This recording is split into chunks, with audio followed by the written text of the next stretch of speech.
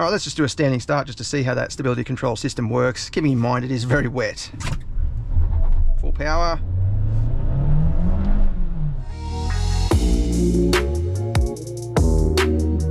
So this is obviously a very important model, not just for Hyundai, but for the commercial van market segment. It's the new hybrid Hyundai Staria. Here I've got the top spec premium version, which comes with a few extra features over the regular base model. This example is also wearing some genuine accessories, including the nudge bar at the front. Got the kind of bonnet protector, tinted as well. Wind deflectors or weather shields on the windows, they're tinted. And around at the back, you've got the massive step, nice heavy duty. You can jump on that all day long. It's kind of serrated edge as well, so it's got plenty of grip. I'm just going to open the back. We've got an electric tailgate with the premium model, just to get some protection in this rain, or out of the rain. But in the back here, we've got a 350 kilogram weight, just to give us a bit of an idea of how it handles out on the road with something in it. So most people, when they buy a commercial vehicle like this, it's going to have some tools or whatever. If you're a courier or something like that, 350 kilograms seems about average weight. So we'll see how it goes. We've got 6 tie down points on the floor, as well as various threaded areas where you can bolt pretty much anything, some shelves or whatever you want to do. Dual sliding doors, so you can access from either side. That's going to come in handy if you're jumping in and out all the time. And this is example's got the big bulkhead as well to protect the passengers from flying objects if you have to hit the brakes pretty hard.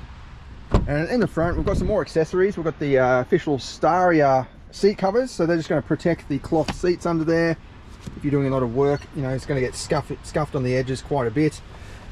And then awesome practicality inside. You've got shelves on the passenger side, you've got shelves up in the ceiling, cup holder on the driver's side as well, and a massive bucket in the middle. And to be honest, I think it should have a lid, because what are you going to do? Just fill that up with stuff and eventually it's going to fill all the way to the top. How are you going to get things at the bottom? It's just going to be this, yeah, big bucket kind of thing. I get it that it's good to have space. You could even put some light packages in there or something like that. But it'd be good just to have a roller shutter over the top, just so you can put things on the top as well, even your paperwork or a folder or whatever. This example's got the wireless charger as well hidden away in the dash, and more storage down below. Plenty of charging options around. I do like the way it's got the physical controls everywhere. So you've got full climate panel down here. You don't have to dive into that screen at all to access climate controls. And then you've even got some main menu options, physical buttons for the touchscreen. Very easy touchscreen to use, I think. It's not too big, it doesn't take up any room, and it doesn't, you know, really draw your attention and take your focus off the road, but it's still big enough to contain, you know, nice big maps and so on.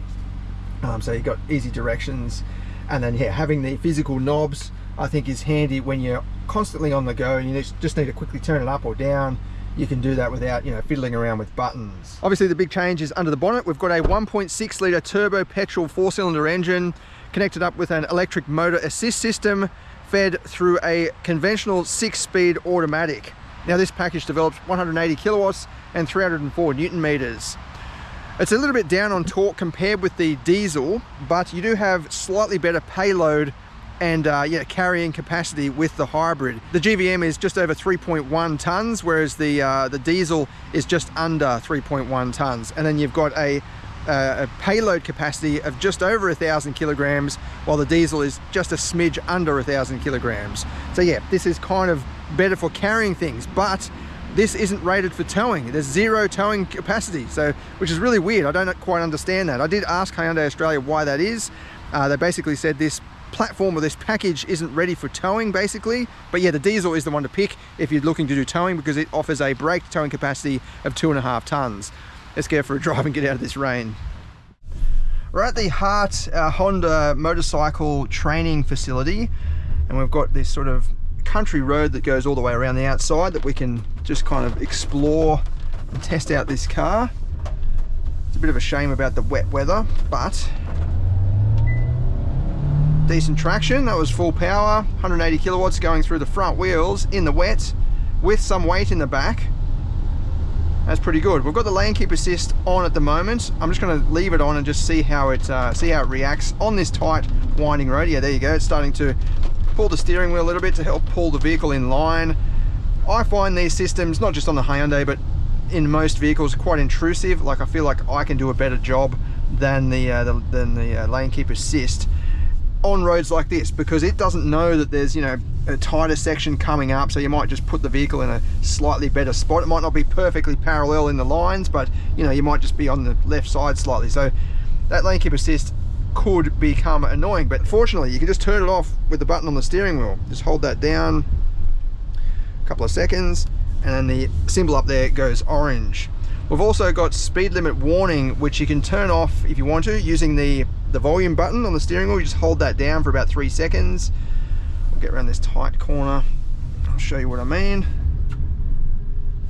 Even though this is a big vehicle, you know, they're 5.2 meters long, it doesn't feel, you know, overly large and overwhelming. It's pretty easy to drive. And as I've said in other van reviews, it's I don't know what it is about vans, but they're just fun to drive. It's something to do with maybe the visibility, especially on the side here. Like that window sill is so low, you can see straight over the edge. You can almost see the front wheel down there. So you've got just awesome visibility, apart from out the back. Obviously it's a bit tighter, and you do have those metal panels on the side, so it can be difficult getting out of you know, blind side streets and so on. But at the front, yeah, awesome visibility, and it just makes it feel fun and easy to drive. I'll just show you that speed limit warning. So it thinks it's 50 in here. It's starting to flash away there. It's not making any sound though, but what you can do is hold this volume button down for a good 3 seconds or so, and you'll get a symbol up there with a speaker with a cross through it, and a notification up on the screen to tell you that you've just turned off the audible warning. So even if the speed limit changes, and you just, you know, happen to be 1 or 2 kilometers over the posted limit, it's not going to go bing bing bing and send all these warnings, but you've still got the visuals there, so you know if there is a speed limit change.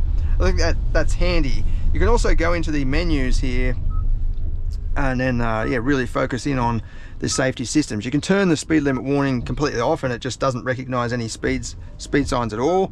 You can also turn off the leading vehicle departure alert. So if you're in a traffic light situation and the vehicle takes off in front of you and you don't move, it'll go bing, hey, there's, you know, the cars are starting to move now.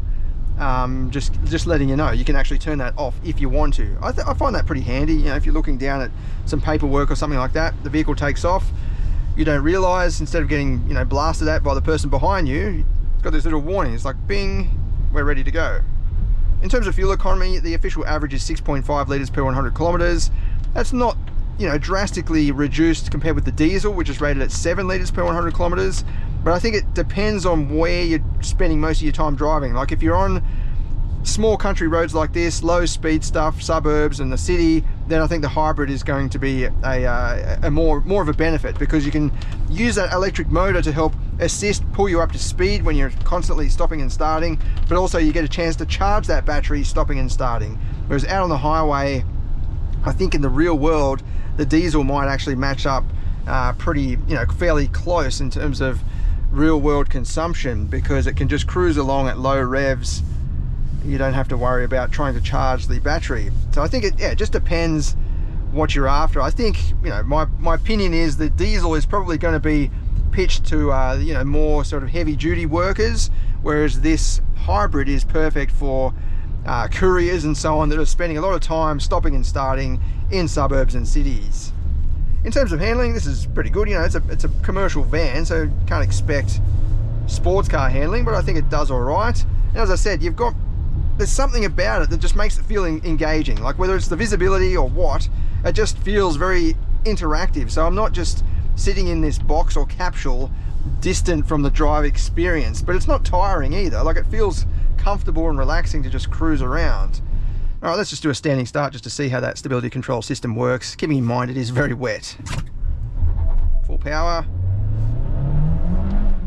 Stability light flashing away, so it's jumping on top of it instantly, basically. Like there was not much hesitation there, there's no nervousness, just a little bit of a chirp, and then straight away the electronics get on top of it.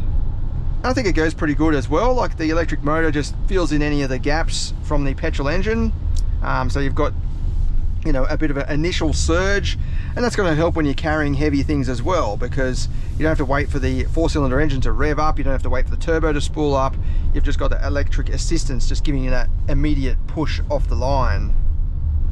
It's good to see that it does have a conventional 6-speed automatic, torque converter automatic, no dual clutch, no CVT here, so yeah, I think that's a good move for a commercial vehicle.